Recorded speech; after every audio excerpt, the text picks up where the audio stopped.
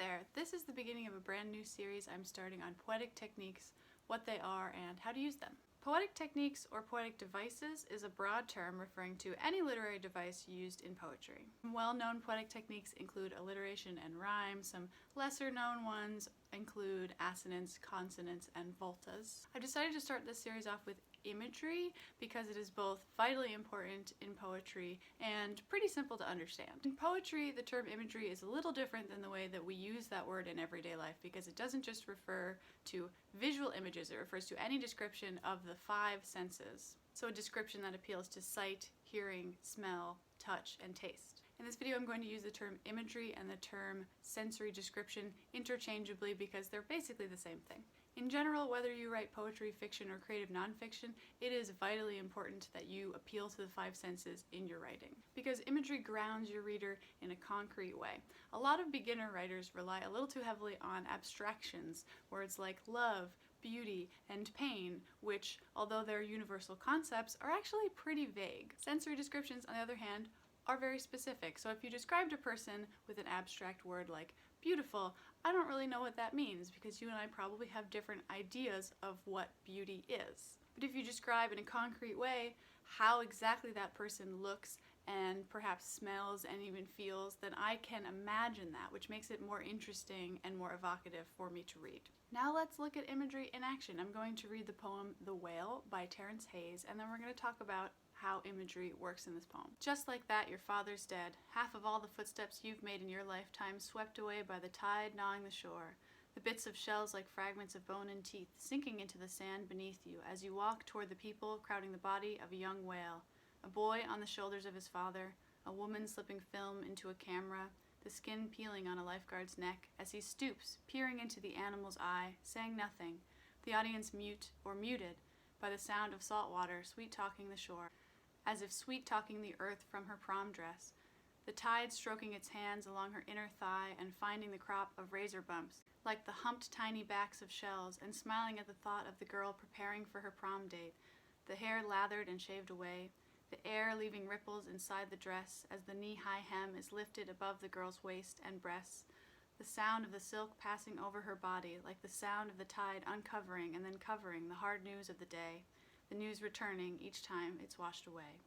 There is so much we could talk about with this poem, from the skillful line and stanza breaks to the subtle rhyme and the attention to sound, but today we're just going to talk about imagery. I've gone through and highlighted every line or phrase of this poem that involves an image, a sound, a physical sensation, a scent, or a taste, and it's basically the entire poem. And this is no small feat. I challenge you to try to do this with your own poetry or with poetry that you like or dislike, and I think you will really see a pattern that skillful poets like this, like Terence Hayes, tend to use a lot of imagery.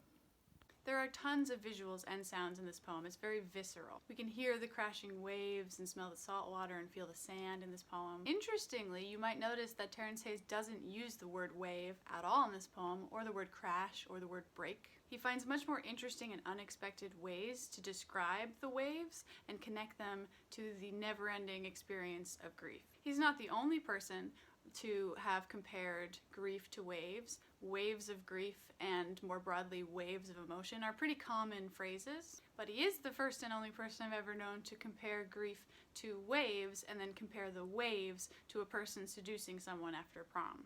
Originality in poetry rarely comes from the actual meaning you're trying to convey. It usually comes from the way in which you convey it. And in poetry, the path to originality is paved with poetic techniques like imagery. Imagery can help you get to unexpected places in your poetry, especially when aided by other poetic techniques like similes and metaphors. When Hayes describes the sound of salt water sweet-talking the shore as if sweet-talking the earth from her prom dress, this is not what we expect from a description of the ocean. Poems about the ocean are not original. Poems about grief are not original. The originality comes from the imagery and the metaphors and similes.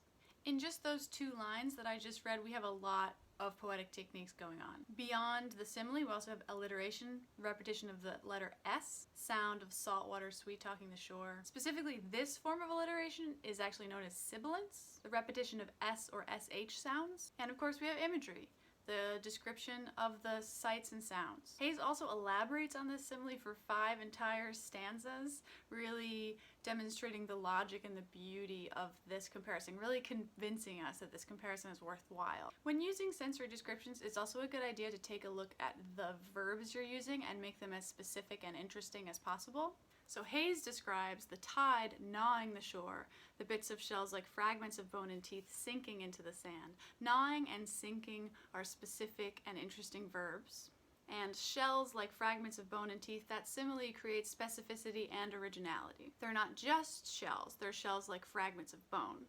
And I would note that this comparison isn't so obvious as to be a cliche, but it also isn't reaching too far either. Do you see how the simile is really aiding the imagery? Hayes doesn't use a lot of abstract words like grief or loss or pain in this poem. Instead, he decides to use poetic techniques to give us the visceral experience of grief and describe how it feels in the body. He favors specific sensory language over vague abstract language. You might notice that this poem is bookended by the main idea of grief, but the bulk of the poem is focused on these descriptions. After all, if what you're aiming to do is explain a concept with a lot of abstract language, you should probably write an essay. But if you want to give your reader the experience of a certain feeling, then you can write a poem or a story. I personally feel that this poem is a good example of a poem in which the you is really probably a shrouded I. Now, the polite and accurate thing to do when talking about poetry is to refer to the person who is the voice of the poem as the speaker, and to not make any assumptions that the speaker and the poet are the same person. Because some people like to write fictional poems that are not based on their real lives. Some people like to embody characters with their poetry. We can never assume, for example, that the person who has lost their father in this story is necessarily Terence Hayes. But that said, in my view, the you in these first few lines, just like that your father's dead, probably refer to the speaker talking to himself or herself or their self rather than talking to us, the audience. But that is just my interpretation. That person hears news of his father passing, goes for a walk on the beach, or perhaps just thinks about walking on the beach, makes a lot of connections about oceans and life. He sees a son on the shoulders of his father, and you'll notice he doesn't say anything about how that makes him feel. We can infer that it reminds him of his father and that the grief comes rushing back like a wave. And that's the cool thing about imagery. Sensory descriptions can do a lot to hint at meaning without saying it outright. This allows your reader to do the work of filling in the blanks. Whether you're writing poetry or fiction, your reader really doesn't want to be told everything.